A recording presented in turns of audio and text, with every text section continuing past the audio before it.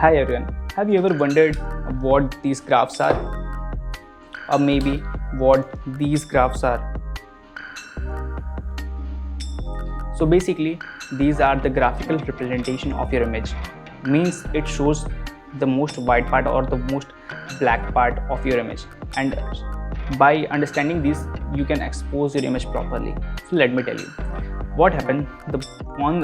By seeing the graph, you can understand the most white part on the on the base scale. The most right part is the most white part on the left side. Most black part is the most left side. And similarly, if you are on the base level, you have the most darkest thing, and whenever you go upside, you have the most white part. So you have to keep your the image in such a way, you have to expose your image in such a way that you never touch the most upper part of the graph or the lower part of the graph.